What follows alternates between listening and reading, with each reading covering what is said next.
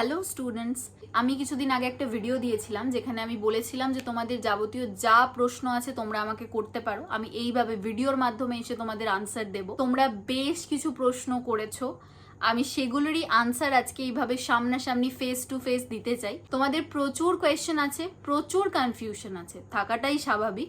আশা করছি ভিডিওটা দেখলে তোমাদের কিছুটা কনফিউশন দূর হবে। এমনিও আমাদের বোর্ডস, ইউনিভার্সিটি প্রত্যেকেই আছে কনফিউজড করার জন্য।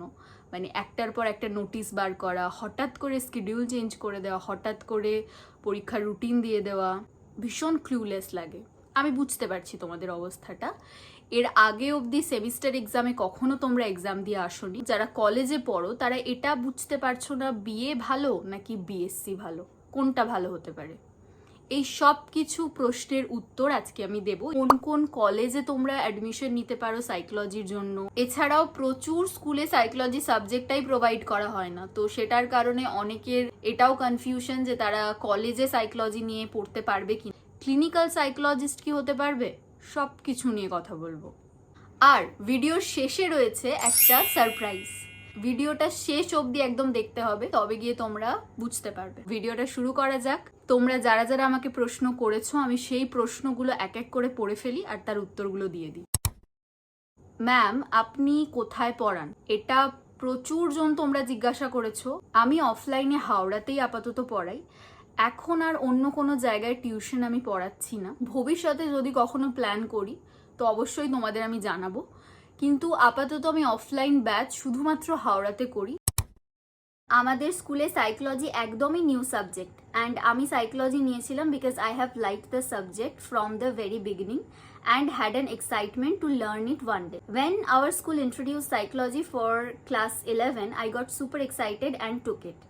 But our school changed 2 teachers just over a single month, and the teaching quality dropped a lot. As I mentioned in one of my previous comments, the questions our school gave us for the semester 2 exam were very tough, especially for psychology. They didn't even give any options for the long answer questions. Now I have lost a lot of confidence about scoring good marks in psychology. I'm scared it might become my 4th subject, which I don't want at any cost. But if that really happens, can I still pursue psychology in higher education? Please answer, thank you. আমি বুঝতে পারছি তোমার অবস্থাটা। এই বছরটা তোমাদের নতুন, তো সেমিস্টার শুরু হয়েছে। প্রচুর স্কুলে সাইকোলজি থাকলেও সেটা টিচার কিন্তু ভালোভাবে পাওয়া যায় না। অনেক স্কুলে আমি এটাও শুনেছি, ইভেন আমারই কয়েকটা স্টুডেন্ট যারা পড়ে আমার কাছে, তাদের স্কুলে এডুকেশনের টিচাররা নাকি সাইকোলজি পড়ায়। আরও বিভিন্ন স্কুলে আমি দেখতে পেয়েছি যেখানে কোয়েশ্চেন প্যাটার্ন নিয়ে, কোন থিওরিগুলো আছে সেটা নিয়ে, সিলেবাস থেকে কিছু বাদ দেওয়া হয়েছে কিনা সেই সমস্ত নিয়ে প্রচুর কনফিউশন হয়েছে। কিন্তু তার ভুক্তভোগী কারা হয়েছে? তোমরা, তাই তো? অবশ্যই এটা তোমাদের সাথে খুবই খারাপ হয়েছে। দেখো, ফার্স্ট সেমিস্টার, সেকেন্ড সেমিস্টার তোমাদের স্কুলই কোয়েশ্চেন করে এবং স্কুলের টিচারই খাতা দেখে। তো সেক্ষেত্রে তোমাদের সেখানে কিচ্ছু করার থাকবে না। টিচার যেভাবে মার্কস দেওয়ার সেইভাবেই দেবেন এবং যেভাবে কোয়েশ্চেন করার, যদি তিনি এই আমি যে কমেন্টটা পড়লাম এরকম টাইপের কোয়েশ্চেন করে থাকে, কোনো অপশন না দিয়ে থাকে। আমি যে স্যাম্পল কোয়েশ্চেনটা তোমাদের দেখাচ্ছি ওয়েস্ট বেঙ্গল বোর্ড থেকে যেটা প্রোভাইড করা হয়েছে, সেখানে ক্লিয়ারলি প্রত্যেকটা কোয়েশ্চেনের জন্য অনেকগুলো করে অপশন দেওয়া ছিল। তো এইভাবেই কোয়েশ্চেন প্যাটার্নটা তৈরি হওয়া উচিত ছিল। ঠিক আছে, অনেক স্কুলে সেটা ফলো করেনি, হতেই পারে, কারণ মেনলি এই পাওয়ারটা স্কুলের হাতেই আছে ফার্স্ট সেমিস্টার সেকেন্ড সেমিস্টারের জন্য। এরপরে যেটা হয়ে গেছে তোমরা সেটাই আর কিছুই করতে পারবে না। তাহলে নেক্সট তোমাদের স্টেপ কি হবে? তোমাদের যে থার্ড সেমিস্টার আর ফোর্থ সেমিস্টারটা আছে, যেটা তোমাদের বোর্ড থেকে কোয়েশ্চেন হবে এবং বোর্ডই খাতা দেখবে, এটা কিন্তু তুলনামূলক একটু সোজা হবে। এবং যেহেতু বোর্ডের প্যাটার্ন ফলো করে হবে, তোমরা ভ্যারাইটিস অপশনস পাচ্ছ এবং বোর্ড খাতা দেখবে, মানে সেক্ষেত্রে আশা করা যায় তোমরা কিছুটা হলেও নাম্বার পাবে যদি লিখে আসো। চেষ্টা করবে বেসিকটা ক্লিয়ার করতে। আমার যদি ভিডিওগুলো এই চ্যানেলে দেখে থাকো তাহলে দেখবে আমি অলওয়েজ বেসিক ক্লিয়ারের দিকে বেশি ফোকাস করি। কেন করি? কারণ পড়াশোনা সেদিকেই এগোচ্ছে। এই যে সাইকোলজির আগের প্যাটার্ন ছিল, অর্থাৎ সেমিস্টারের আগে যে কেউ যদি সাবজেক্টটা খুব ভালোভাবে নাও বুঝতো, শুধুমাত্র মুখস্থ করে 80% স্কোর করে ফেলতে পারত। কিন্তু এই সময় থেকে তোমাদের পুরো প্যাটার্নটাই চেঞ্জ করে দিয়েছে।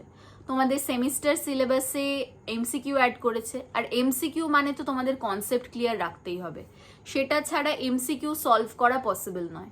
এরপরে যখন কলেজে উঠবে তখন আরো ভালোভাবে বুঝতে পারবে যে কনসেপ্টের ওপর জোর দেওয়াটা কতটা দরকার। তো অবশ্যই তোমরা যেটা করবে সেটা হচ্ছে থার্ড সেমিস্টার আর ফোর্থ সেমিস্টারটার দিকে বেশি করে ফোকাস করো। তোমরা প্রত্যেকটা চ্যাপ্টারকে ভালো করে পড়ো, যেটা হয়ে গেছে অর্থাৎ ফার্স্ট সেমিস্টার আর সেকেন্ড সেমিস্টার সেটার নাম্বার বাড়ানো আর কোনো মতে যাবে না। তো সেক্ষেত্রে তোমাদের থার্ড আর ফোর্থ যেটা বাকি আছে সেদিকেই কিন্তু ফোকাস করতে হবে। 60% অ্যাটলিস্ট এমন কোয়েশ্চেন গভর্নমেন্ট করে যেখানে প্রত্যেকটা বাচ্চা সেটার উত্তর দিতে পারবে যারা পড়েছে, আর বাকি পার্সেন্টেজটা থাকে যারা আরো ভালো করে পড়েছে তাদের জন্য। সেখানে তোমরা প্রচুর অপশন পাবে।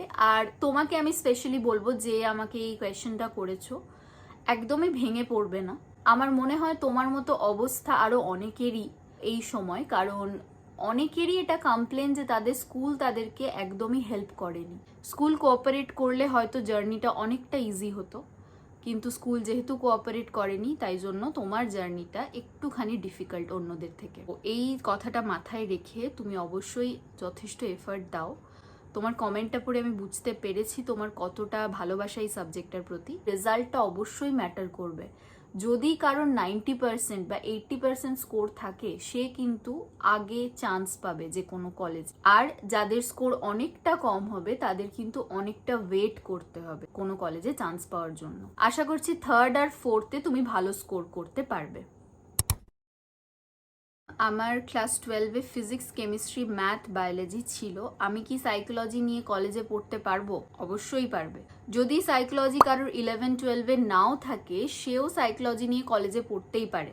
সাইকোলজি নিয়ে পড়ার জন্য সাইকোলজিরই দরকার হয় না 11-12-এ। তুমি যদি কমার্স স্ট্রিম থেকেও হতে তাহলেও তুমি সাইকোলজি নিয়ে পড়তে পারতে। সাইকোলজি যে কোনো স্ট্রিম থেকেই পড়া যায় কলেজে, এই সুযোগটা কিন্তু তোমরা পাবে। ম্যাম আপনি প্লিজ অনলাইন ক্লাস শুরু করুন। অনলাইন ক্লাস তো অলরেডি করাই আমি। তুমি যদি আমার সাথে কন্ট্যাক্ট করতে চাও তাহলে আমার এই মেল আইডিটাতে আমাকে একটা মেল করে দিও, আমি কন্ট্যাক্ট ডিটেলস সেখানে প্রোভাইড করে দেবো। নেক্সট কোয়েশ্চেন, কলেজের ভর্তির ফর্ম ফিল আপ কবে থেকে শুরু হবে?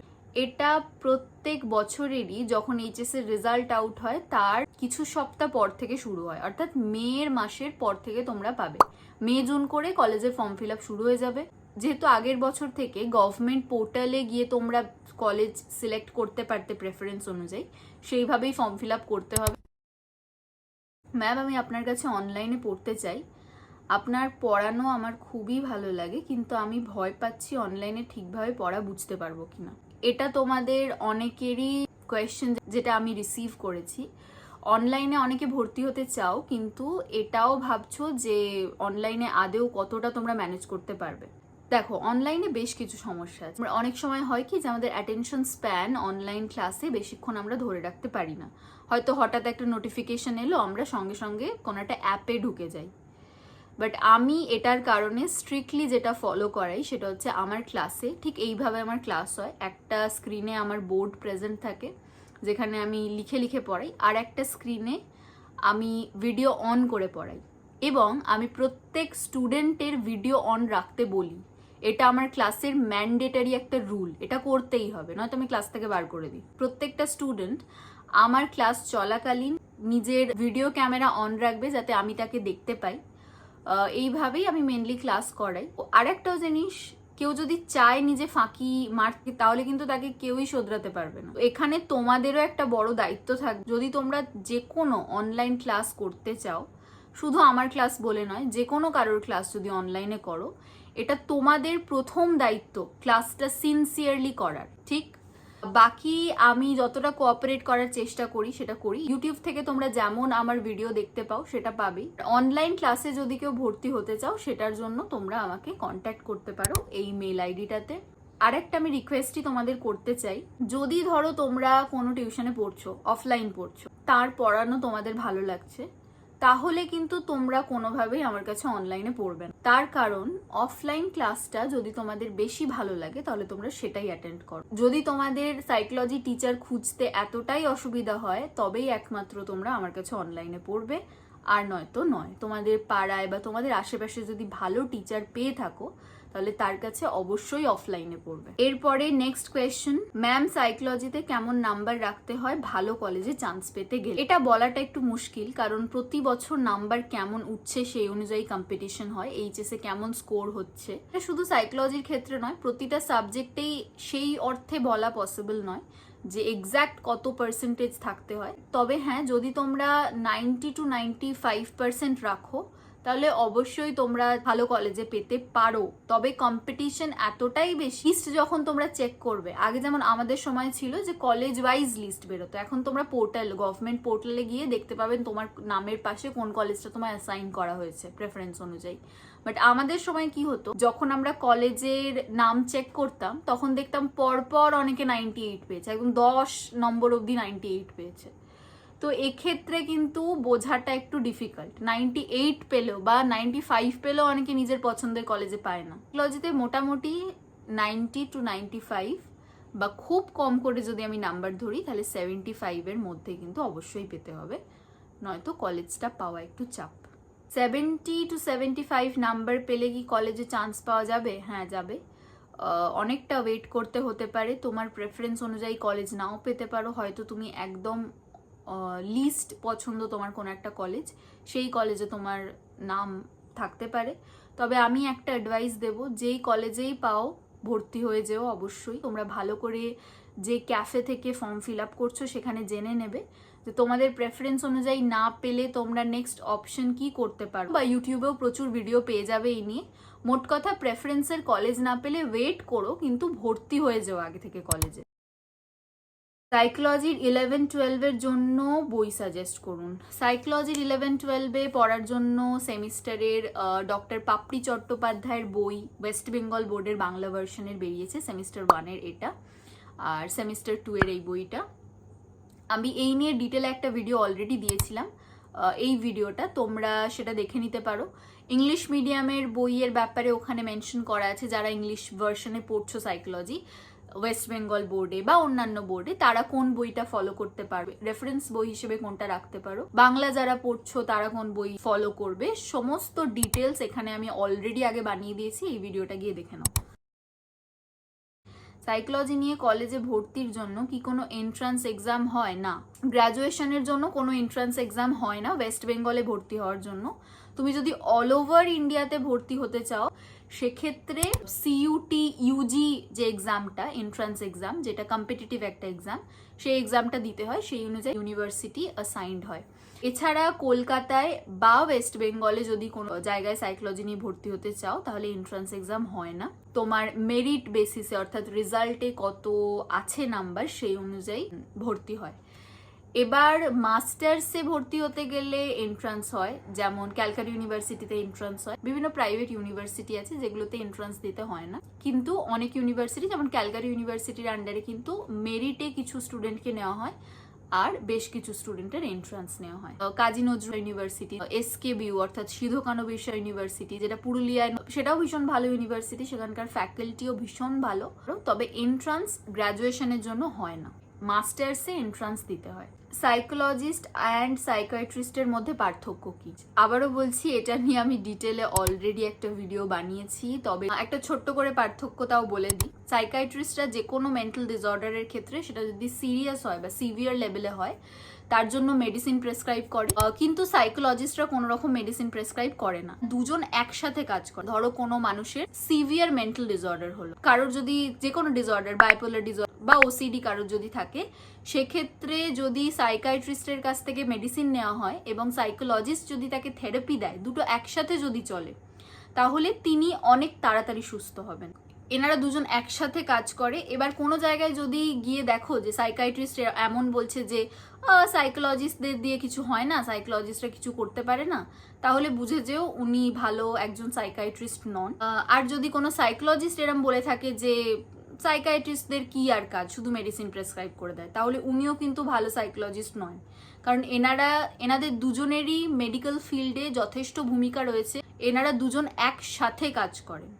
এবার যদি পড়াশোনার দিক থেকে বলতে চাই, তাহলে সাইকিয়াট্রিস্টদের মেডিকেল এক্সামিনেশন দিয়ে MBBS করতে হয় প্রথমে, তারপরে তারা একটা স্পেশালাইজেশন করে, মাস্টার্স ডিগ্রি যেটাকে বলে এমডি, সেটা সাইকোলজিতে করে। তো তাদের পিওর সায়েন্স অবশ্যই থাকতে হবে এবং তাদের মেডিকেল দিয়ে এমবিবিএস করতে হবে। তারপরে তারা স্পেশাল পেপারে সাইকোলজি পড়লে সাইকিয়াট্রিস্ট হতে পারবে। এবং ক্লিনিক্যাল সাইকোলজিস্টরা প্রথমে গ্র্যাজুয়েশন করে, তারপরে তারা মাস্টার্স ডিগ্রি করে সাইকোলজিতে, তারপরে গিয়ে তারা এমফিল করে। এমফিল যেখানে আরসিআই তাদেরকে একটা লাইসেন্স প্রোভাইড করে এবং বেশ কিছু থেরাপিউটিক টেকনিক তাদেরকে শেখানো হয়। তো এনারা বেসিক্যালি ক্লিনিক্যাল সাইকোলজিস্ট। এনারাও ডায়াগনোসিস করতে পারেন কোনো মানুষের কোনো মেন্টাল ডিসঅর্ডার হলে। এনারা ক্রাইটেরিয়া দেখে, সিমটমস দেখে ডায়াগনোসিস করতে পারে। ডায়াগনোসিস কারা করতে পারে না? ক্লিনিক্যাল সাইকোলজিস্টের নিচে যারা আছেন, অর্থাৎ কাউন্সিলিং সাইকোলজিস্ট, কাউন্সিলার। তো এনারা কোনো রকম ডায়াগনোসিস করতে পারেন না। কাউন্সিলিং সাইকোলজিস্টরা কাউন্সিলিং করেন, টক থেরাপি যেটাকে আমরা বলে থাকি, অর্থাৎ কথা বলে কোনো একটা মানুষের যে মানসিক জটিলতা বা যে মানসিক সমস্যাগুলোর সম্মুখীন সে হচ্ছে সেগুলোকে সে চেষ্টা করে তাকে সঠিক পথ দেখানোর। কাউন্সিলিং সাইকোলজিস্ট হতে গেলে প্রথমে গ্র্যাজুয়েশন করতে হয়, তারপরে করতে হয় মাস্টার্স ডিগ্রি, তারপরে কাউন্সিলিং সাইকোলজিস্ট হওয়া যায়। এবং এরপরে যদি কোনো ডিপ্লোমা কোর্স থাকে কাউন্সিলিংয়ের জন্য, সেটা করলে তো অবশ্যই ভালো। তবে কাউন্সিলিং সাইকোলজিস্টদের কাছে কিন্তু কোনো রকম লাইসেন্স থাকে না। আমি আর্টস নিয়ে পড়ছি, সাইকোলজি ছিল না, তাহলে কি আমি সাইকোলজি নিয়ে কলেজে পড়তে পারবো? অবশ্যই পারবে। আর্টস, কমার্স, সায়েন্স যে কোনো স্ট্রিম থেকে তুমি সাইকোলজি নিয়ে পড়তে পারবে কলেজে। তার জন্য সাইকোলজি যে থাকতেই হবে 11-12-এ এটা অবশ্যই ম্যান্ডেটারি নয়। তবে হ্যাঁ, যদি সাইকোলজি 11-12-এ থাকে তোমার একটু সুবিধা হবে কনসেপ্টগুলোকে তাড়াতাড়ি বুঝতে, কারণ কলেজে অনেক ভাস্ট সিলেবাস থাকে। সাইকোলজিতে বিএ, বিএসসির মধ্যে ডিফারেন্স কি? আচ্ছা, বিএ এবং বিএসসি এই দুটো ডিগ্রি সাইকোলজিতে সেমই, পড়াশোনা সেম হয়। বিএ ইন সাইকোলজিতে যা পড়তে হয় বিএসসি ইন সাইকোলজিতেও সেম পড়তে হয়। ডিফারেন্সটা মেনলি আগের বছর থেকে অ্যাড করে 4 ইয়ার সিস্টেমসে, যেখানে একটা স্পেশাল পেপার অ্যাড করেছে বিএসসিদের জন্য। বিএদের জন্য একটা আলাদা ডিফারেন্ট পেপার, যেমন বিএসসিদের জন্য সিউর ক্ষেত্রে আমি বলছি এআই অর্থাৎ আর্টিফিশিয়াল ইন্টেলিজেন্স, এটা তোমাদের সিলেবাসে দিয়েছে যারা বিএসসি ইন সাইকোলজি করছো। আর যারা বিএ ইন সাইকোলজি করছো তাদেরকে দিয়েছে ডিজিটাল এম্পাওয়ারমেন্ট। এই ডিফারেন্সটাই আমি আগের বছর থেকে দেখেছি, আর এছাড়া কোনো ডিফারেন্স নেই। এমন কিন্তু নয় যে বিএসসি ইন সাইকোলজি করিনি মানে আমি ক্লিনিক্যাল সাইকোলজিস্ট হতে পারবো না, এই কথাটা একদম ভুল। ঠিক আছে, এটা একদমই ভুল কথা। বিএসসি এবং বিএ ইন সাইকোলজি দুটোই সেম, পড়াশোনাও সেম। বিএ ইন সাইকোলজিরা যা পড়াশোনা করবে বিএসসি ইন সাইকোলজিতেও সেম সিলেবাস। ডিফারেন্সটা মেনলি পাসের সাবজেক্টের ওপর নির্ভর করে। বিএসসি ইন সাইকোলজি করলে তোমাকে সায়েন্সের দুটো সাবজেক্টকে রাখতে হয়, আর বিএ ইন সাইকোলজি করলে তোমাকে আর্টসের যে কোনো দুটো সাবজেক্টকে পাসের সাবজেক্ট হিসেবে রাখতে হয়। তো এই জিনিসটা মাথায় রাখবে। ম্যাম, আমি সাইকোলজি বেঙ্গলি ভার্সনের কিছু কলেজের নাম চাই, প্লিজ সাজেস্ট করবেন। বেঙ্গলি ভার্সন প্রত্যেকটা কলেজেই পড়ানো হয়, প্রাইভেট কলেজগুলো ছাড়া। সিইউতে আমি এটা বলতে পারি যে প্রত্যেকটা কলেজেই তোমরা বেঙ্গলিতে সাইকোলজি নিয়ে পড়তে পারবে। এবার ব্যাপারটা হলো, তোমরা যদি বাংলা নিয়ে পড়তে চাও সেক্ষেত্রে কিন্তু বাংলার নোটস, বাংলার লেখা, বাংলার প্র্যাকটিক্যাল লেখা এগুলো কলেজ থেকে প্রোভাইড করবে না, কারণ মেজরিটি ইংলিশ নিয়ে পড়ে, ইংলিশ ভার্সনে পড়ে। তোমাদের কিন্তু নিজেদেরকেই নোটস বানিয়ে নিতে হবে, নিজেদেরকেই বই জোগাড় করতে হবে এবং নিজেদেরকেই প্র্যাকটিক্যালের লেখা ট্রান্সলেট করে লিখতে হবে। ইংলিশে ম্যাটেরিয়াল ওরা প্রোভাইড করে দেয় অনেক কলেজে, বাট বাংলায় অনেক কলেজেই ম্যাটেরিয়াল কিছু প্রোভাইড করেন না টিচাররা। তো সেক্ষেত্রে তোমরা এই জিনিসগুলো একটু মাথায় রাখবে, রেখে কিন্তু তোমরা সাইকোলজি নিয়ে বাংলায় পড়তেই পারো।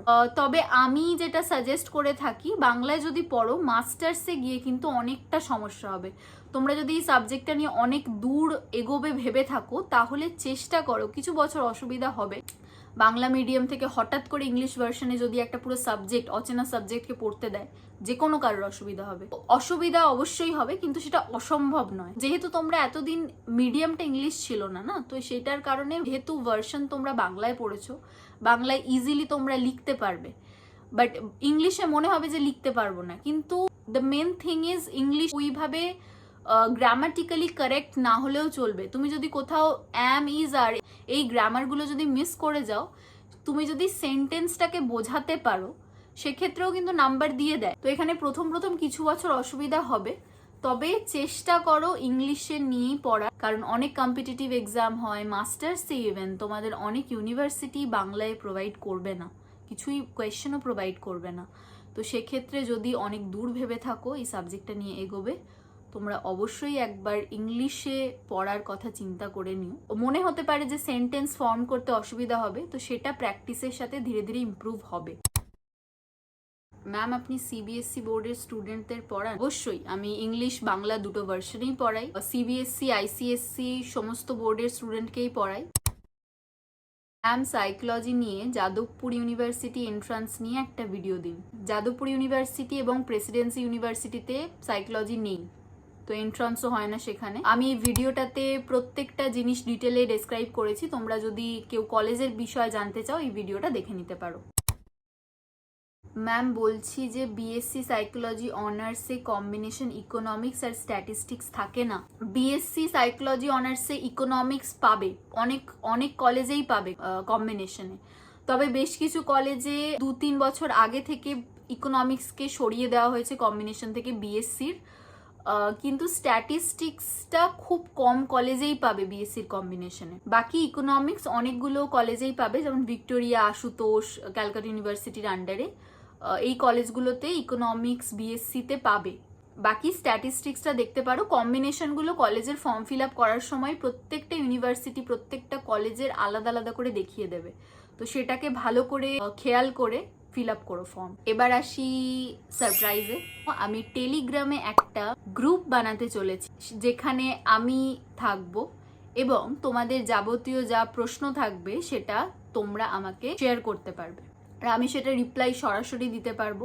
এছাড়াও আমি সেই গ্রুপে চেষ্টা করব কিছু নোটস প্রোভাইড করার, কারণ তোমাদের যেহেতু নতুন একদমই সিলেবাস, নতুন সাবজেক্ট সবকিছু, অনেকের ক্ষেত্রে এটা প্রবলেম হয়ে যাচ্ছে নোটস জোগাড় করার, কনসেপ্টগুলো বোঝার। তো সেক্ষেত্রে আমি চেষ্টা করব নোটসগুলো সেই টেলিগ্রাম গ্রুপে কিছু কিছু নোটস প্রোভাইড করে দেওয়ার, এবং সেই গ্রুপে আমি প্রতিদিনই বেশ কিছু এমসিকিউ পোস্ট করব, যেটা তোমরা আনসার করতে পারবে। তো এই এত কিছু প্ল্যানস আমার আছে, এবার আমি জানি না এগুলো আমি কিভাবে এক্সিকিউট করব। তোমরা অবশ্যই যদি কোঅপারেট করো তাহলে আশা করছি এটা এক্সিকিউট করতে পারবো। মানে আমি নিজে ভীষণ ব্যস্ত, তো সেটার কারণে আমি ভিডিও খুব একটা দিতে পারি না। এই যে আমি ক্যামেরার সামনে এসে কথা বলছি, আমি সেই প্ল্যান করেছিলাম বহুদিন আগে যে এরকম একটা ভিডিও বানাবো, বাট সময় আমার একদমই হয়ে ওঠেনি। এটার কারণে মেনলি যতটা চেষ্টা করা, যতটা পারি আমি ভিডিও দেওয়ার চেষ্টা করি, আমার ফাঁকা টাইম থেকে যতটা আমি চেষ্টা করি ভিডিও দেওয়ার। আমি নিচে ডেসক্রিপশনে টেলিগ্রাম গ্রুপের লিঙ্কটা দিয়ে দেবো। এই ভিডিওটা যখন আমি বানাচ্ছি আমি এখনও গ্রুপটা ক্রিয়েট করিনি, তো এই ভিডিওর পরেই আমি ক্রিয়েট করে নেবো, যেটার কারণে আমি নিচে লিঙ্কটা প্রোভাইড করে দেবো। তোমরা টেলিগ্রামে যারা যারা অ্যাড হতে চাও অ্যাড হয়ে যেও, পার্সোনালি কথা হবে, তোমাদের যা কোয়ারি তোমরা আমাকে করতে পারবে, আমি চেষ্টা করবো সেগুলোর উত্তর দেওয়ার। আর হ্যাঁ, পার্সোনালি, এটা আমার রিকোয়েস্ট, পার্সোনালি কেউ আমাকে টেক্সট করবে না, যা টেক্সট করার গ্রুপে করবে আমি সেটার আনসার দেবো। অবশ্যই তোমাদের টেলিগ্রাম গ্রুপটা জয়েন করতে হবে। হোয়াটসঅ্যাপে আমি গ্রুপ ক্রিয়েট করছি না, তার একটাই কারণ সেখানে নাম্বারগুলো হাইড থাকে না। তোমরা অনেকেই ছোট, তোমাদের নাম্বার সার্কুলেট হয়ে যাওয়ার অনেক চান্স আছে, যেটা তোমাদের ক্ষেত্রে অনেক প্রবলেম ক্রিয়েট করতে পারে। সেটার জন্য মেনলি টেলিগ্রামে আমি গ্রুপটা ক্রিয়েট করছি, যেখানে তোমরা তোমাদের নাম্বারগুলোকে হাইড করে নিতে পারো। তো সেক্ষেত্রে তোমাদের আননোন কেউ টেক্সট করে ডিস্টার্ব করবে না। আর আমিও আমার প্রতিটা স্টুডেন্ট, আমি জানি তোমরা প্রত্যেকে সিনসিয়ার, তো আমি তোমাদের প্রত্যেককে বলতে চাই কেউ কিন্তু অন্য কাউকে ডিস্টার্ব করবে না, ঠিক আছে? ওই গ্রুপের নাম্বারে অন্য কাউকে ডিস্টার্ব করবে না। আমার কাছে যদি এরকম খবর আসে আমি কিন্তু গ্রুপটা ক্লোজ করে দেবো। তো কেউ কখনো গ্রুপে অন্য কাউকে টেক্সট করবে না। গ্রুপটা শুধুমাত্র ক্রিয়েট হচ্ছে তোমরা যাতে আমার সাথে কন্টিনিউয়াসলি কানেক্ট থাকতে পারো, এবং তোমাদের যখনই কোনো অসুবিধায় তোমরা পড়ছো আমার সাথে যাতে সরাসরি যোগাযোগ করতে পারো। আর সেক্ষেত্রেও আমি বলে দিচ্ছি, আমাকে কিন্তু কেউ পার্সোনালি টেক্সট করবে না, গ্রুপেই টেক্সট করবে, ওয়েট করবে, আমি সেটা রিপ্লাই দেব। ভিডিওটা এখানে শেষ করছি। আশা করছি তোমাদের যা কিছু কোয়ারি ছিল সবটা আমি সমাধান করতে পেরেছি। আরও যদি কোনো প্রশ্ন থাকে তোমরা এই ভিডিওর নিচে আমাকে কমেন্ট করে জানিও, আমি সেটার আনসার দেব। আর টেলিগ্রাম গ্রুপটায় যারা যারা জয়েন হতে চাও জয়েন হয়ে যেও, নিচে ডেসক্রিপশনে লিঙ্ক দেওয়া আছে। দেখা হচ্ছে পরের কোনো ভিডিওতে। বাই।